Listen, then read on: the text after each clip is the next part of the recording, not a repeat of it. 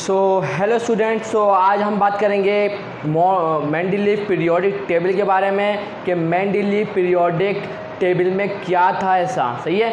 तो उसके क्या एडवांटेजेस, फ़ायदे थे, क्या उसके साइलेंट फीचर्स थे और क्या उसके डिफेक्ट थे। अगली वीडियो में इंशाअल्लाह हम बात करेंगे इसके मॉडर्न पीरियोडिक टेबल के बारे में। इसकी 2 वीडियोस थे, 3 वीडियोस बनाऊंगा, एक ही वीडियो में कंप्लीट कर दूंगा। तो आज का जो हमारा टॉपिक है मेंडलीव का जो हमारा पीरियोडिक टेबल है, तो उसके अंदर और मॉडर्न पीरियोडिक टेबल में क्या फ़र्क है वो भी बता दूंगा, छोटा सा फ़र्क है। तो वीडियो स्टार्ट करते हैं। तो वीडियो स्टार्ट करने से पहले आप लोग सबसे गुजारिश है कि आप लोग मेरे चैनल पर न्यू हैं तो चैनल को ज़रूर सब्सक्राइब करें और बेल आइकन को हिट करना ना भूलें ताकि मेरे आने वाली वीडियो का नोटिफिकेशन आप दोस्तों को मिल जाए। वीडियो स्टार्ट करते हैं। तो सबसे पहले जो हमारा टॉपिक है वो है मेंडलीव पीरियोडिक लॉ।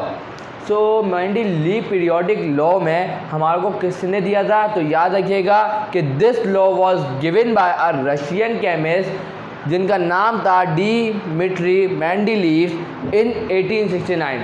सन बहुत इंपॉर्टेंट होता है, याद रखिएगा इसको, क्योंकि एमसीक्यूज में पूछा जा सकता है। आगे on the basis of atomic masses की बुनियाद पे बनाता है, ये बता दें, याद रखिएगा इस बात को कि मेंडलीव ने जो पीरियोडिक टेबल दिया था वो एटॉमिक मास की बुनियाद पे था, जबकि हमारा मॉडर्न पीरियोडिक टेबल वो एटॉमिक नंबर की बुनियाद पर है। ये एटॉमिक नंबर पे चलता है, ये एटॉमिक मास पे चलता है, सही है। तो हम इसका स्टेटमेंट पढ़ते हैं कि स्टेटमेंट क्या था। स्टेटमेंट ही मेन चीज़ होती है, the physical and chemical properties of the element are a periodic function of their atomic masses। तो अभी मुझे पता चला कि आपको एक जगह पर कन्फ्यूजन ज़रूर आई होगी और वो कन्फ्यूजन है पीरियोडिक फंक्शन, कि ये पीरियोडिक फंक्शन क्या है, व्हाट इज़ पीरियोडिक फंक्शन। तो याद रखिएगा कि कोई भी चीज़ अपना जैसे कि साइन थीटा है वो कुछ टाइम बाद अपना वही प्रॉपर्टीज रिपीट करता है, तो हम जब भी बोलते हैं कि sine theta is a periodic function. अब इसी तरीके से मैंने इसकी डिटेल में आपको लिख दिया है कि इसका मतलब ये है कि अगर एलिमेंट अरेंज किए जाते हैं बढ़ते हुए एटॉमिक मास, सही है, बढ़ते हुए एटॉमिक मास के साथ, तो सिमिलर प्रॉपर्टीज़ क्या होता है, मिलती जुलती प्रॉपर्टीज़ क्या होंगी, कुछ टाइम बाद रिपीट होंगी। वही मैंने लिखा है विद डेफिनेट इंटरवल, सही है। जैसे कि आप देख सकते हैं ग्रुप 1 के जो एलिमेंट्स हैं, जैसे कि सोडियम, पोटेशियम, रुबिडियम, जैसे कि चलते जा रहे हैं तो वो सेम प्रॉपर्टीज रखते हैं। तो आप देखते हैं कि पीरियोडिक फंक्शन, हम इसी को बोलते हैं पीरियोडिक फंक्शन, जो एक एलिमेंट अपनी प्रॉपर्टीज़ को रिपीट करता है, सही है, एक से एक ही ग्रुप में, तो हम उसको बोलते हैं कि ये एक पीरियोडिक फंक्शन है और वो एटॉमिक मास की बुनियाद पर था। याद रखिएगा मेंडलीव का पीरियोडिक टेबल, सही है। तो हम इसके कुछ साइलेंट फीचर्स है वो हम लोग डिस्कस करते हैं इसी वीडियो में। तो क्या साइलेंट फीचर्स है मेंडलीव के, तो हम वो उसी पे बात करेंगे। देखते हैं सबसे पहला जो पॉइंट है, सही है, ये मेन पॉइंट है, आपको मैं शो करा दूंगा मेंडलीव पीरियोडिक टेबल कैसा था, सही है। तो वो आपको कहीं साइड में नज़र आ जाएगा, सही है, तो देख लीजिएगा, मैं शो करा दूंगा, सही है। तो इस तरीके से दिख रहा होगा, तो आप लोगों ने देख लिया होगा। तो अब यहाँ पे नज़र लगा लेते थोड़ी सी, सही है। तो क्या है कि सबसे पहली बात जो मेंडलीव के पीरियोडिक टेबल में इम्पॉर्टेंट है वो क्या है कि उसके अंदर 8 वर्टिकल कॉलम्स और 12 हॉरिजॉन्टल रोज, जिसको हम बोलते हैं, जो वर्टिकल कॉलम्स हैं हम उनको बोलते हैं ग्रुप्स, और जो पीरियड्स, जो हम हॉरिजॉन्टल रोज की बात कर रहे हैं उनको हम बोलते हैं पीरियड या सीरीज़।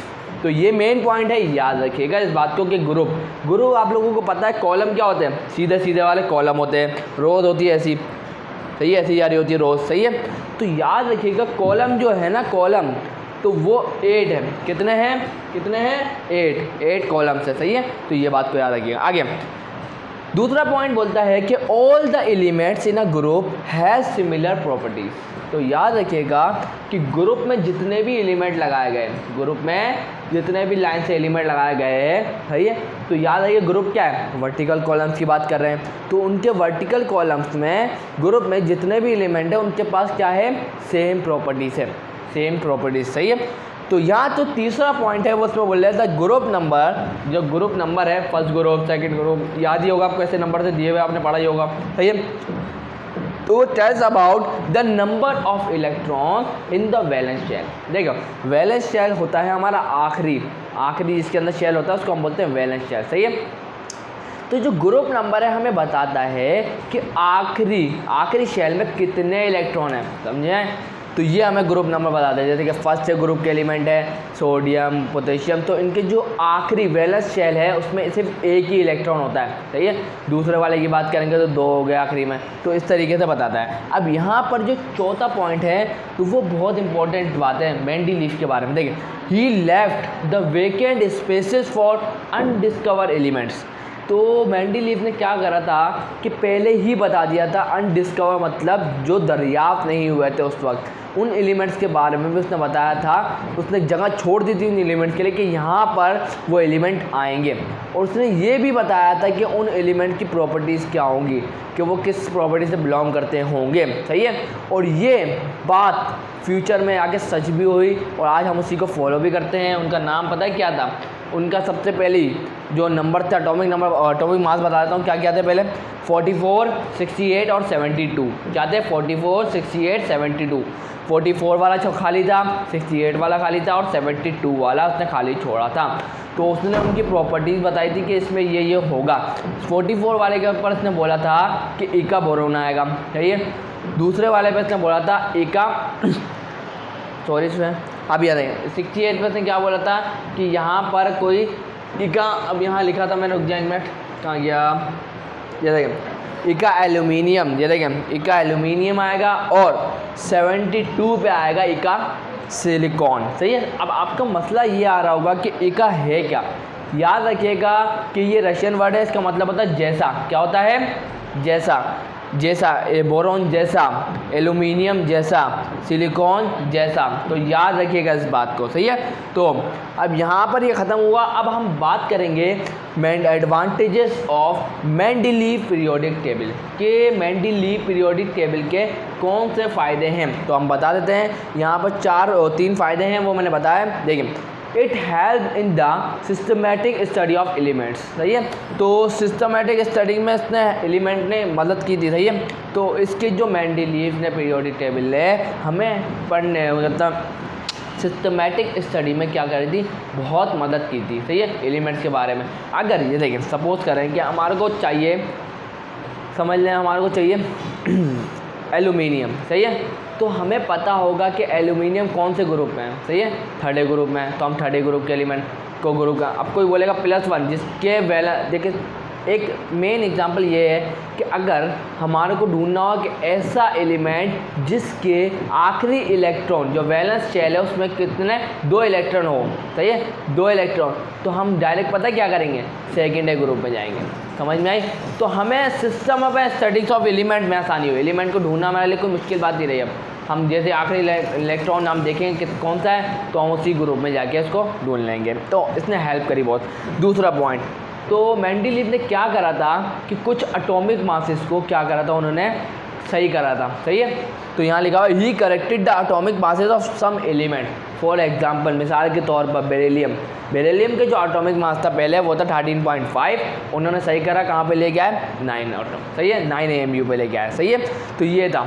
अब आगे 3rd पॉइंट, तो क्या करा था, ही आल्सो मेड द प्रिडिक्शन का मतलब पेज गोई करना क्या होता है, उन्होंने पहले से ही बता दिया था कि ये होगा। About the properties of unknown elements, unknown का मतलब जो हम नहीं जानते हैं उन एलिमेंट्स के बारे में उन्होंने बता दिया था, भाई प्रेडिक्ट पेज गोई करी थी, वो मैंने आपको बता दिया, इका बोरोन, इका एल्यूमिनियम, इका सिलिकॉन। अब मैं आपको बता दूं इस जगह पे क्या क्या आया है। इका बोरोन की जगह पर आया है was discover 44 number atomic mass है, वॉज डिस्कवर्ड एज स्कैंडियम के नाम से जाना जाता है अभी, सही है, इका boron scandium. Aluminium was discovered as gallium के नाम से गया है, और उसके बाद यहाँ पर इका silicon was discovered as germanium. इनके सिंबल्स आप देख सकते होंगे, ये सारे इनके सिंबल हैं, सही है। तो अब बात करेंगे आखिरी and disadvantages of Mendeleev periodic table. अगर आप ये भी बोल सकते हैं डिफेक्ट्स, क्या बोल सकते हैं, डिफेक्ट, खामियाँ। एडवांटेजेस का मतलब होता है नुकसानात, या आप बोल सकते हैं डिफेक्ट, आपकी मर्जी है कि आप क्या लिखना चाहते हैं, सही है। तो सबसे पहले जो इनका पॉइंट था, he left no places for isotopes. याद है आपको, आइसोटोप पढ़े, देखें 9 क्लास में ही बहुत पढ़े हो गए। ये देखें 1H1, 1H2, 1H3, ये मैंने बड़ा बड़ा लिख दिया लेकिन ये समझेगा नहीं, तो मैंने गलती से ना थोड़ा सा उल्टा लिख दिया। मैं आपको सही करा के दिखा देता हूँ कैसे लिखना है। इस तरीके से लिखा हुआ देखा होगा आपने, 1H1, ये आपने ऐसे लिखे हुए देखे होंगे, 1H2 और आता है 1H3, ये आपने ऐसे लिखे हुए देखे होंगे। सही है, तो ऐसे लिखते हैं, मैंने गलती से गलत लिख दिया था। सही है, देखें ये जो पहला वाला होता है उसको हम बोलते हैं प्रोटियम, दूसरे वाले को क्या बोलते हैं ड्यूट्रियम, और तीसरे वाले को बोलते हैं ट्रिटियम। सही है, तो ये हमारे आइसोटोप होते हैं। तो क्या करा था कि हम जो मेंडलीफ ने था कि उसने सिर्फ एक ही हाइड्रोजन लिया था 1H1 वाला प्रोटियम को। सही है, बाकी दोनों हाइड्रोजन के लिए इसने जगह नहीं छोड़ी, जिसको हम बोलते हैं आइसोटोप ऑफ हाइड्रोजन। तो याद रखिएगा कि हमारा जो मॉडर्न टेबल है जो हम यूज़ करते हैं उसके अंदर ये डिफेक्ट नहीं है। तो ये बहुत बड़ा मेन रीज़न है जो आप समझ गए होंगे। अगर आप समझने में आपने ज़्यादा गौर किया होगा तो आप समझ गए होंगे कि हमारा मॉडर्न टेबल जो हम यूज़ करते हैं वो एटॉमिक मास की बुनियाद पर नहीं था, वो एटॉमिक नंबर की बुनियाद पर है। जो आप देख सकते हैं कि इसके अंदर एटॉमिक नंबर जो नीचे वाला होता है ये एटॉमिक नंबर होते हैं। सही है, तो जो मॉडर्न टेबल है एटॉमिक नंबर की बुनियाद पर है। जब भी इसके अंदर हमारा आइसोटोप में कोई मसला नहीं आया, क्योंकि एटॉमिक नंबर सेम रहता है। सही है, और एटॉमिक मास डिफरेंट होता है। याद रखिएगा आइसोटोप के अंदर same atomic number but different atomic masses. सही है, आगे जो नेक्स्ट पॉइंट आता है वो आता है his periodic table didn't give any idea about atomic structure. तो इसके पीरियोडिक टेबल ने हमें क्या करा था कि हमें कोई आइडिया नहीं दिया एटॉमिक स्ट्रक्चर के बारे में। देखिए एटॉमिक स्ट्रक्चर एटॉमिक नंबर पे बनता है। सही है, तो यहाँ पर ये मसला आया था कि इससे हमारे को कभी एटॉमिक स्ट्रक्चर का हमारे को कोई आइडिया नहीं दिया। सही है, तो या आप यही बोल सकते हैं he failed to give idea of atomic structure. तो आप ये भी लिख सकते हैं, नाकाम हो गया था वो देने में। सही है, तीसरा he place heavier metals before lighter metals. क्या करा था कि उसने क्या करा था मेंडलीफ ने कि उन हायर जो क्या बोलते हैं भारी मेटल होते हैं, हैवी मेटल होते हैं, उनको क्या करा पहले पुट करा। सही है, और जबकि लाइटर मतलब हल्के मेटल्स को बाद में पुट करा। सही है, तो देख सकते हैं मैंने एग्जांपल के तौर पे आपको दिया हुआ आर्गन 40 होता है और पोटेशियम 39 होता है। सही है, इसी तरीके से उसने क्या करा था ही प्लेस आर्गन बिफोर पोटेशियम। नहीं समझ में आया, रुक जाए। देखिए करा क्या था कि उसने क्या करा हमारे क्या बोलते हैं मेंडलीफ के पीरियोडिक टेबल में होता क्या है, सबके हमारा जो मॉडर्न टेबल है उसमें लाइन से चल रहे हैं। सही है, जो हैवी होता है उसको पहले क्या बोलते हैं जो लाइटर होता है उसको पहले रखते हैं और हैवियर को बाद में रखते हैं। 39 पहले आना चाहिए था और 40 बाद में आना चाहिए था। सही है, लेकिन क्या करा इसने 40 को मेंडलीफ ने 40 को पहले रखा और 39 मतलब पोटेशियम को बाद में रखा। इसी तरीके से कोबाल्ट को पहले रखा और निकल को बाद में रखा, जबकि इसको पहले और इसको बाद में रखना चाहिए था। लेकिन ये मिस्टेक हमारे मॉडर्न पीरियोडिक टेबल में नहीं है। क्यों?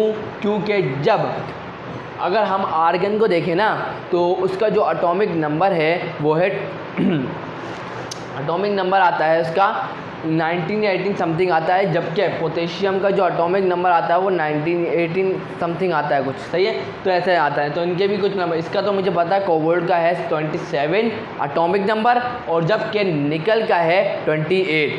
सही है, तो 27 को रुक जा कंफर्म करने दें। हाँ, कोबाल्ट का 27 ही है, क्योंकि ये हमारा क्या रखते हैं पीरियोडिक टेबल में पहले ही आता है और ये बाद में ही आता है। क्यों? एटॉमिक नंबर के डिफरेंस की वजह से।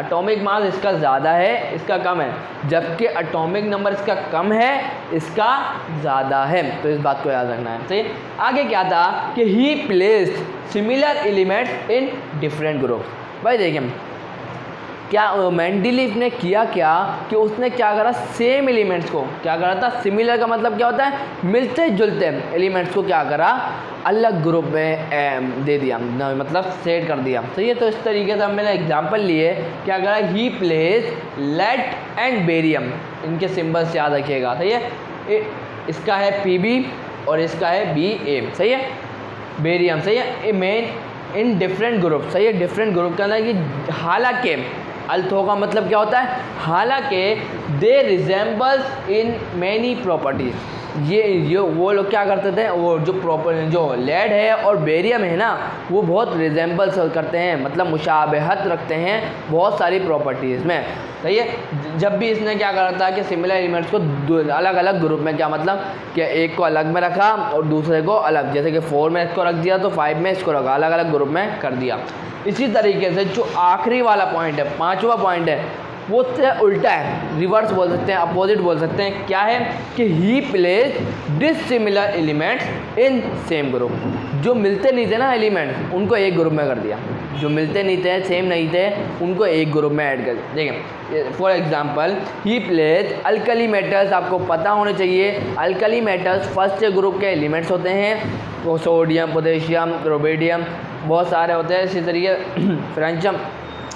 तो क्या करा कि इसने क्या करा, अल्कली मेटल्स के साथ, सही है, क्वाइनेज मेटल्स। क्वाइन का मतलब आपको पता होगा, जिससे सिक्के बनते हैं। सही है। सिक्के किससे बनते हैं, कॉपर, सिल्वर, क्या बोलते हैं, गोल्ड। सही है।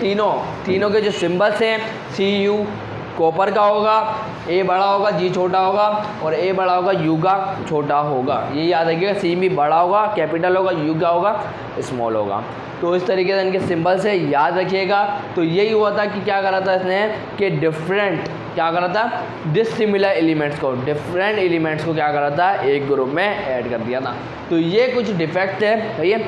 और एक बात याद रखिएगा कि एक मिस्टेक जो इसके अंदर हुई है, वो देखें ऊपर वाले के अंदर देखें, तो ये हमारे मॉडर्न पीरियोडिक टेबल में भी ये मिस्टेक है। सही है। क्या है कि लेड पहले आता है और बेरियम लेड और बेरियम को क्या करा हुआ है, डिफरेंट ग्रुप में रखा हुआ है। तो ये बात अपने दिमाग में रखिएगा। तो बस आज की वीडियो यही थी। तो वीडियो अच्छी लगी, कुछ फ़ायदा हुआ तो वीडियो को लाइक ज़रूर करिएगा, वीडियो को शेयर करिएगा अपने दोस्तों के साथ। तो वीडियो अच्छी लगी तो चैनल को सब्सक्राइब करना ना भूलिएगा, वीडियो लाइक ज़रूर करिएगा। थैंक्स फॉर वॉचिंग, मिलते हैं नेक्स्ट वीडियो में।